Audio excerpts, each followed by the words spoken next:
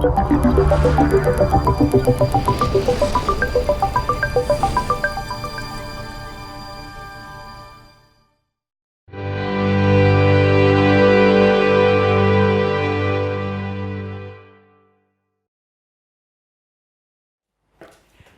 would like to add my thanks to Lauren's, and of course a special welcome to our guests from India. This is meant to be a small group to talk about opportunities and challenges. It's very definitely not a conference. And I should probably explain the title. Digital cultural heritage is not the same as digital heritage and culture. This authoritative book was published less than a year ago, and it focuses really broadly on digital technologies to enhance what I tend to call the visitor experience in museums and at sites and at monuments. Instead, we focus on research data, and we use the very latest technologies to open and link data all about heritage that's held in different systems and in different places all around the world.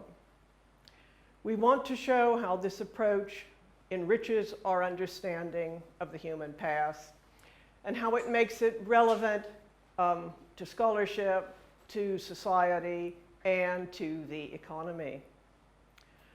This visualization of the data cloud will be very familiar to a few of you, but probably totally unfamiliar to most of you. Dominic Oldman has adapted it to show part of the heritage sector, and I've adapted his slide to show the key position of his project, research space. And tomorrow we're going to be talking about this web of data. This morning we want to introduce our two-year research networking scheme. It began in spring 2014 with funding from a UK research council. A research council that only 2 years ago pioneered a foreign co-investigator scheme. Many of you know that I am foreign. I'm an American, like Lauren. My entire career has been spent in the University of Oxford. I've always promoted international collaborations, so it really isn't very surprising that I leapt at the opportunity to apply for one of these grants with a foreign co-investigator. It's a tiny grant. It's £35,000. It's about $50,000.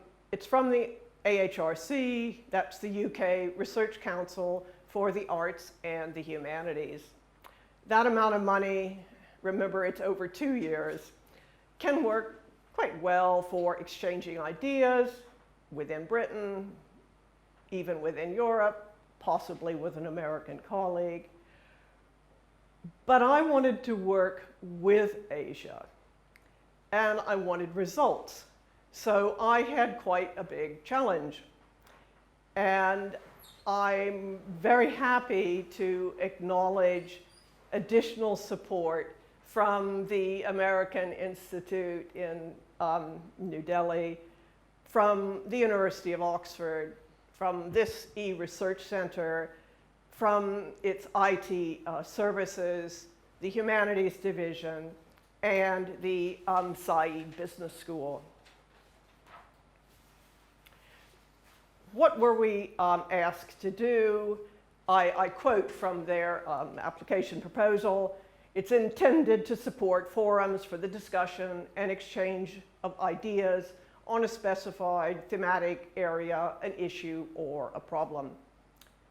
It's supposed to facilitate interactions between researchers and stakeholders and to stimulate new debate across boundaries.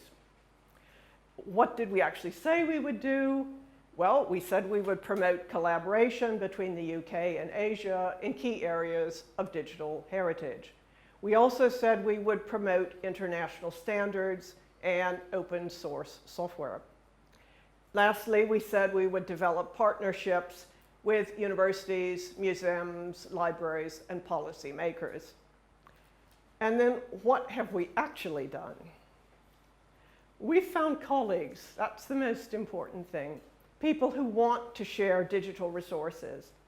And we've already programmed sample data in Delhi and in Udaipur, and we'll be telling you about that tomorrow. Essentially, this network scheme is intended to lay the foundation for future collaborations, and we very much hope that that will be the case. We have been very successful, and why is that?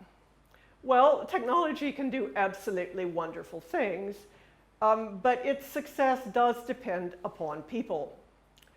Dr. Vandana Senta has coordinated activities in India.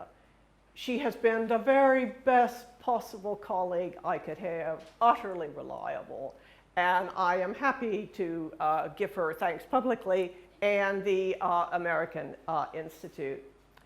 Dr. Shikha Jain has coordinated activities in Udaipur. This event has been structured around what you might call two case studies for linked data, one being the American Institute in Delhi, and the other, the City Palace Museum in Udaipur. Sebastian Ratz is the chief data architect for the University of Oxford, and Dominic Oldman is the director of Research Space. Sebastian is here with us, and Dominic is working very hard on the linked data cloud as we speak. They are going to tell us about these exciting things tomorrow. People, of course, generate events. In 2014, I met Dr. Senta in Delhi, and she came to Oxford later that year. In April of this year, we met again in Delhi, and we held a workshop in the American Institute. The Oberoi group hosted a very grand reception for us. Dr. Jain and her colleagues introduced me to the City Palace Museum and to the Maharaja. We welcome his representative, Sabina Bailey, who will speak about the House of Mewar this morning. This afternoon, Dr. Jain's presentation will tell us about Udaipur and the really exciting prospect of linking Oxford in the UNESCO-sponsored Indian Heritage Cities Network.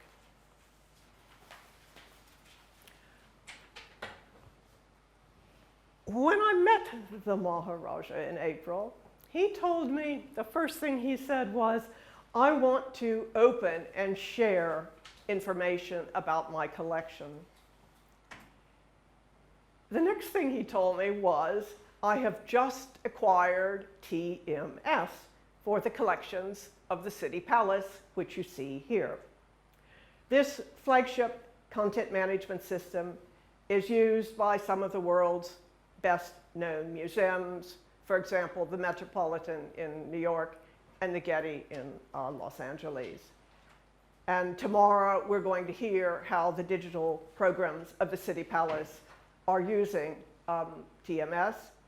And we're very fortunate to have the CEO of TMS, Jay Hoffman, here with us today. Before all this began, when India was just a dream for me, I met Amita Bag in Delhi. And that was thanks to Christopher Young, who's with us today, who's worked with English Heritage on the international stage for a very long time. She introduced me to the American Institute. She introduced me to the Archaeological Survey of India, to the Ministry of Culture, and to many others. She has been really my trusted guide, and I'm very sorry that her schedule is so busy that she could not be with us today.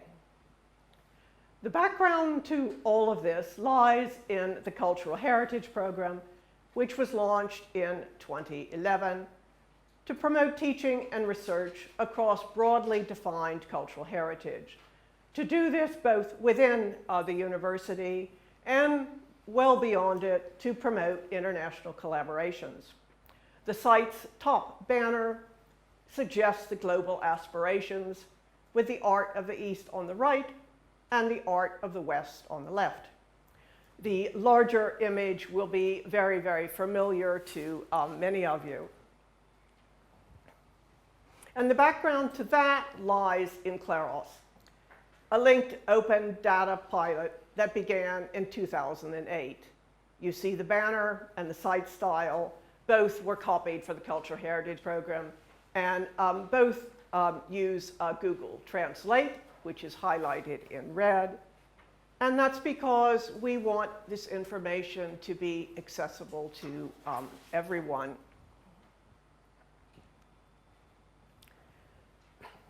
As Lauren mentioned, our collaboration may look to the future, but the university's commitment to the subcontinent is firmly rooted in past scholarship.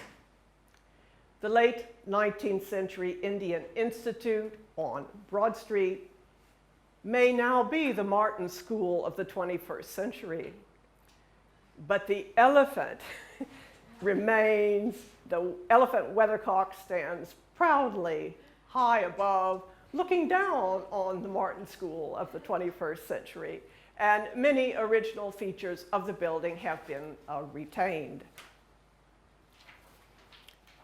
Today, its objects are in the Ashmolean Museum, its books in the Bodleian Library. You'll visit both on Friday. This is a fascinating selection of photographs about the collection, which you might like to have a look at. So, firmly rooted in the scholarship of the past, we look to the future. We want to bring together research data about not just objects, but sites and monuments.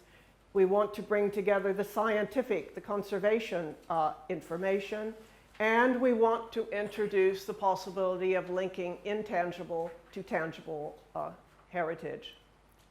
So we hope this event will be small and focused, and that it will stimulate a very firm collaboration.